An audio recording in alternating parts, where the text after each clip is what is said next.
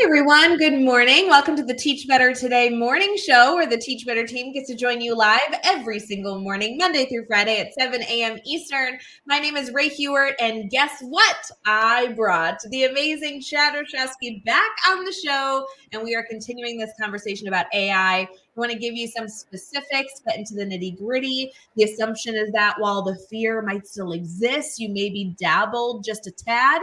It's been a few days since we gave you that challenge to at least explore us paying for you to have a personal assistant that does all or at least a lot of the thinking for you. We'll be right back. You will need coffee for this one because you know it's going to be epic.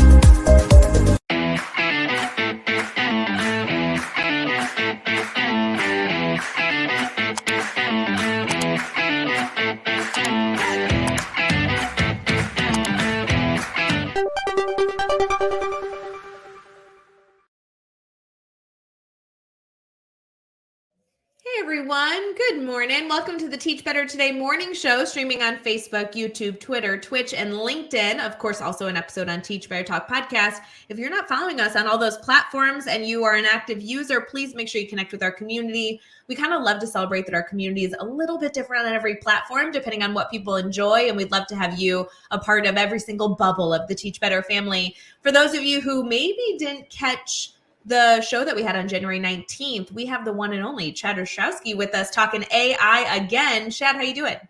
I'm doing great, Ray. It's awesome to be back, as promised. Yeah, thank you. I did have you commit at the end of the episode that you were going to do another one. And I knew the moment we signed off, you were like, oh gosh, how are we going to do this? Yeah, that's right. I don't think you had too hard of a time getting a hold of me. Well, we talk often, but you travel a lot. Like you're constantly in school supporting so many different educators with different things. Obviously, mastery learning is a big part of what we do, but between our team, it's not easy to get people on camera in like a spot where they can have a conversation. So it's not always easy. Yeah, hotel room backgrounds don't look the best on the camera all the time. I have to say, though, you are really good at like answering your phone. Like if I call or text you, I can get you within like 5 or 10 minutes, no matter what. I feel like we're always in connection in that way. For sure. Always. You know, for those of you who may not be connected to Chad, obviously I had him introduce himself earlier. I'm sure you're familiar with me because you just can't get rid of me on the show. Chad, if you want to take over the host job, then they could be sick of you and not sick of me. I think you're doing too good of a job for me to even try, honestly. I love when you lie to me, buddy. It's the best. Guys, Chad is the CEO, co-founder of the Teach Better team, my favorite boss of all time. And I don't know. You don't really need an intro. I think you're pretty cool. Chad is the one on the team that I get to argue with the most. And we kind of have our loving relationship in that regard, don't you think? I absolutely agree. That's sort of how we function, I think, to find the best outcome, right? Totally. Like, I think that those times when we're dissenting or disagreeing, it's all for the betterment of whatever we're trying to achieve. So wherever we end up is better than we would have been if we didn't have the argument, right? So I'm always okay with that. Totally. I always joke, it's fun to have a teacher bestie, but if your teacher bestie only agrees with you, then they're just kind of a cheerleader and not somebody who's allowing you to grow. Chad and I will duke it out and have these great educational conversations, both come out better for it, and then be like, all right, love you. See you later. Hope you have a good day. That is accurate. That is accurate. It's the best. Chad, obviously we have a ton to talk about, so I kind of want to dive in, even though we could kind of goof off the whole time, but then Jeff Gargis would be upset. It's okay. Let him. I know, let him be upset. Last conversation we had was on AI. We focused on the fears of what AI is. And I mean, it's new, but it's also been around for a bit and, it's spooky. We also talked about the value of planning with AI, but we didn't really get into specific. So if it's okay with you, I'd like to kind of transition there. Can you give us big picture, especially for maybe our community here that didn't watch our episode on January 19th yet, I encourage you all to go back and check out that discussion we had. It was about a half an hour of just good challenges and reminders related to AI. But as far as planning with AI, what are some things that our community here should keep in mind? And then we'll get into some specifics. Yeah, so I think one of the big things we talked about on the previous session that I would like everyone to kind of take away from that is that use it to get over those mental blocks that you have in the planning process. Whether you're trying to create a lesson or learning targets or break down a standard, like use it as a thought partner so that you can start the process and the work that's important. And then in addition to that, whether it's what are my objectives for tomorrow? What are 5 ideas we can do this week to teach this concept? In addition to that, and I think another thing we articulated previously was that you have to be the expert in the room because no one is checking if AI is correct or not. So you need to use your expertise and your professionalism to look at whatever it gives you and then evaluate that. Pick what you want to use, forget what you don't, and then move on. But I think from a planning perspective, it's a really, really powerful tool, or especially if you're the only teacher in your grade level or subject, or you're in a smaller district and you don't have planning partners, this can be your planning partner. And I think that's something that we kind of hit home in our last discussion. But I think the other big thing we talked about was just giving it a try, being knowledgeable about what it can and can't do so that it's there if you need it, and not even necessarily saying that you have to use it. But I think that's where that challenge really came in. I think it was really appropriate to just try it so you know that it's there. And I was reflecting on that conversation after we had it. And one of the things I thought was funny is that I've never had a teacher try AI in any form, ChatGPT, Google Bard, like whatever it was, and be like, this is okay. Like I've never had a teacher be like mediocre about every single time, I kid you not, they're like, holy moly, I didn't know it could do this, right? Like no matter what the question is, they're always like, how did it do that? That's amazing. That's so cool. And it's like, once you move from fear to like that fascination, it's like a whole new shift in how you view that tool. And that's what it is. It's a tool. It's like the equivalent, in my opinion, of like before the the mechanical drill was created, there was hand crank drills where you had to like whatever, like old woodworking people. This is a horrible example to use on a technology podcast. I just like that you're moving your arms a lot, and like half our community is going to be listening to an episode, not seeing the funny hand movements you're doing. You are not seeing the amusing hand motions I'm making. But then someone goes, hey, I have this power drill that I can give you that does 10 times the work in half the time. And then you being like, no, that's okay. I'm going to stick to my hand crank drill. I don't need this. This is the same thing that's happening right now with technology, in my opinion. You can still plan using your paper and pencil if you want. That's perfectly fine. You can still use your Google Docs and your templates and your old binders. Like all of that's still fine. But at least know what tools are out there to maybe make your life a little easier. Yeah, I love that focus, that this is a time-saving tool and we want to teach you to use it strategically. That's really important. You know, Chad, one thing that we discussed that we wanted to focus on in this episode was how we can use AI in lesson planning, and really specifically in the grid method, giving our community here some things to consider. And you just touched on something I thought was really important earlier, which was the importance of us being the experts. So we're going to transition here, and then we're going to get into this conversation.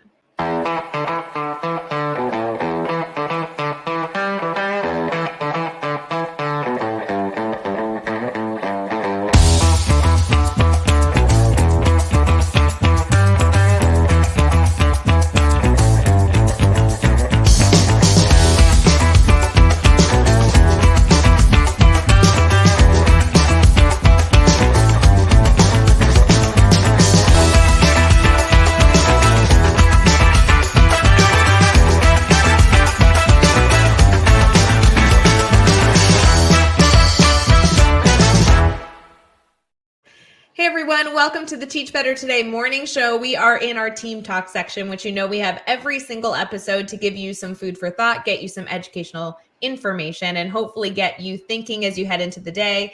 Chad, one of the things I really appreciated you bringing up early in this conversation was the value of educators being the experts. And some educators might think, oh my gosh, like, what do I know? AI is going to know more than me. Everything from AI is going to be great. But you have to remember that AI doesn't have all the context. You have to give AI as much context as possible. And the perfect example of this is something funny that I did with educators last week, which was allow them to develop mastery questions by giving a little bit of a prompt saying that they wanted a specific number of mastery questions related to a standard. And then they posted the standard below, pressed enter to see what they would get.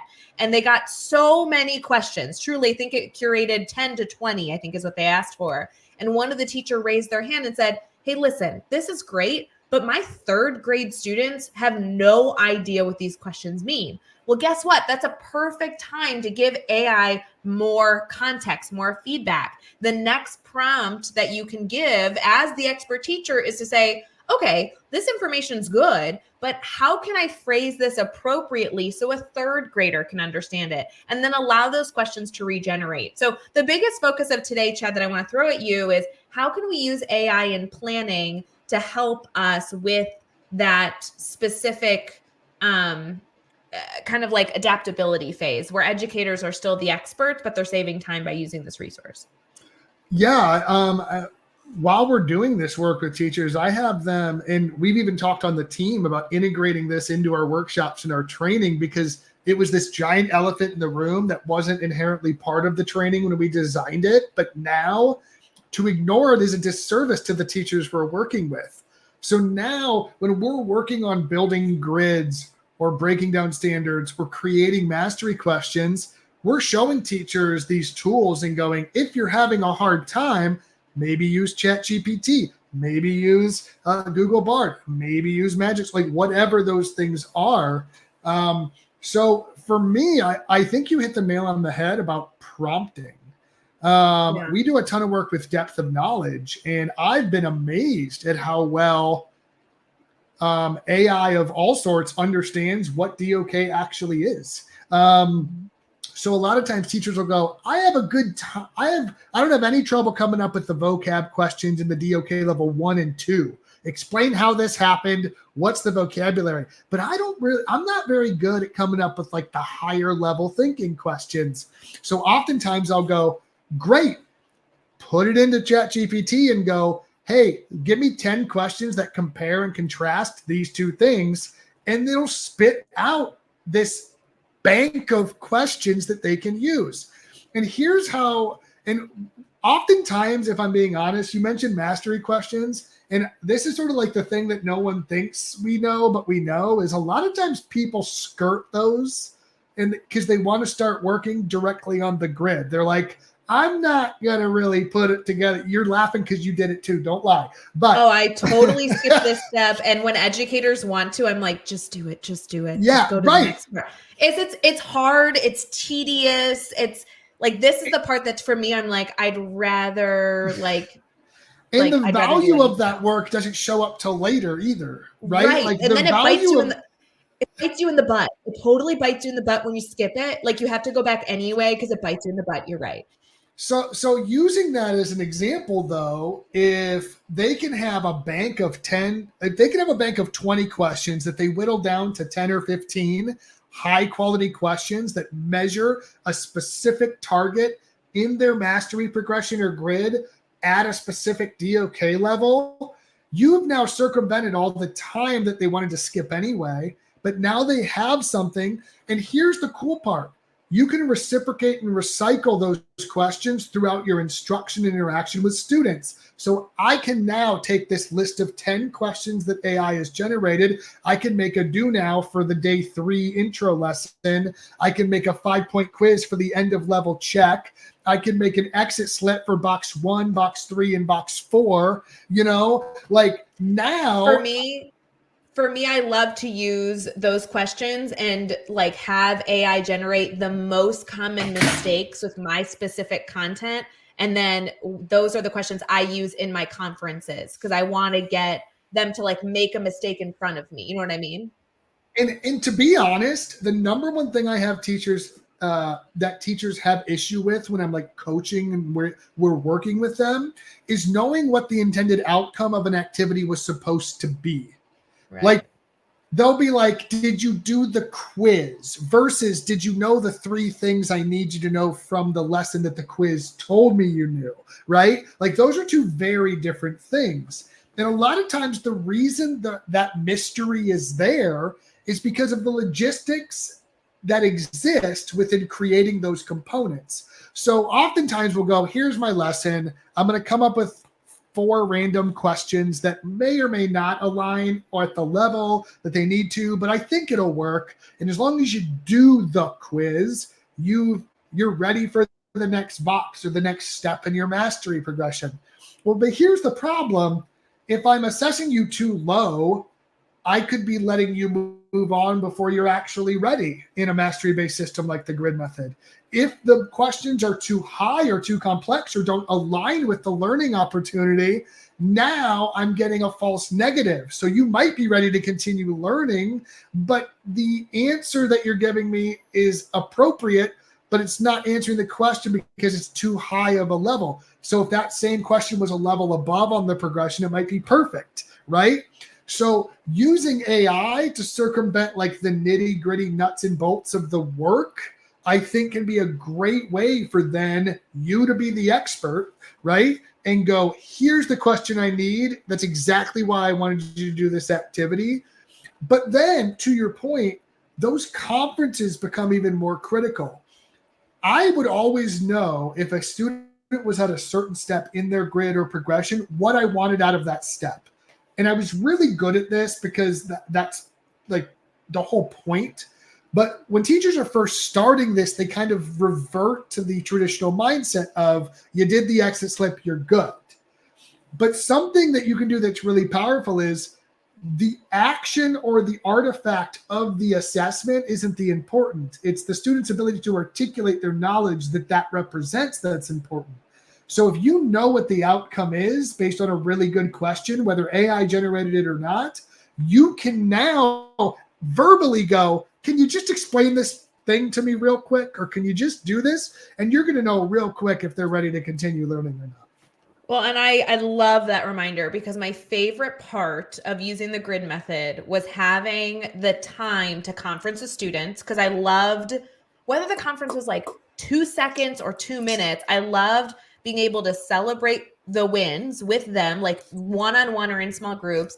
And I like to have those strategic questions because more often than not, the misconception was not something that we couldn't solve within that moment.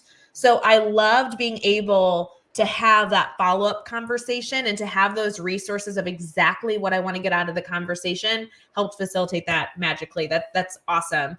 I think that there's so many possibilities here with planning because we didn't even touch on, I think we did last episode maybe, but or last show we had, but gosh, like the value of like, I need a hands-on activity in the grid. I have a lot of like paper pencil activities, right?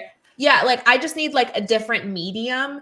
And I would spend literally, I've done it. I want to say I won't do it anymore, but you know, I'm only human. But I've spent so much time on Teachers Pay Teachers finding the perfect like task card activity when now I can have AI generate exactly what I need. I can throw those questions in a table, cut them out and be done. Like, I'm not saying that there's not magic and having like the fancy stuff, but for me, I never typically, when I provided students with an activity, I really only required like half of it to be done. And the rest would be if they wanted to go back. But now I can give them just such robust practice that essentially I don't have to recreate the wheel every time they want more practice, which I really like. It's just easier.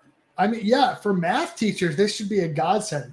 Make 50 questions that illustrate this process, right? And it will spit out copy and paste this things. Rubric design for English teachers or any other projects. It will literally create a table for you that would normally take you an hour or 2 to probably put together of your time on a weekend before you tell them to write an essay or write a paper or a project. Like, And it's not going to be perfect, but like it's going to do a lot of that legwork for you. So I think like how you implement this is limitless, right? Like we can sit here and talk for 4 more hours and we wouldn't run into the end of how you can use this. And so I think a big takeaway is find your biggest weakness and use this to help. Like that, Yes. Like to me, know where your weaknesses are, know where your biggest struggles from a planning standpoint are. Use this as a crutch, as a support to help you overcome your weakest areas of planning or instructional execution. So good. I want to encourage everyone here to feel free to reach out to Chad as obviously a co-founder, CEO, the man in charge of the Teach Better team. He keeps busy, but he is absolutely accessible for all of you, not only to ask questions in direct messages or via email, but also if you're having these conversations in your buildings, like feel free to bring us in person or virtually to help facilitate these conversations. They're tough conversations. They're scary. Sometimes it's nice to be in a smaller, larger group, like walked through a series of practice elements with this. We do this all the time, friends. Just reach out. There's no harm in asking. And if we can make it happen, we will. So we want to thank you so much for tuning into the Teach Better Today morning show. Chad, thank you so much for joining me again on the show. I don't know when this is happening again, but hopefully sometime soon. And we just want to celebrate all of you out there doing the incredible work of supporting students and hopefully getting your time back so that you can find some balance in this incredible profession. So thanks so much, friends. Chad, thanks again for joining me. Always a good time.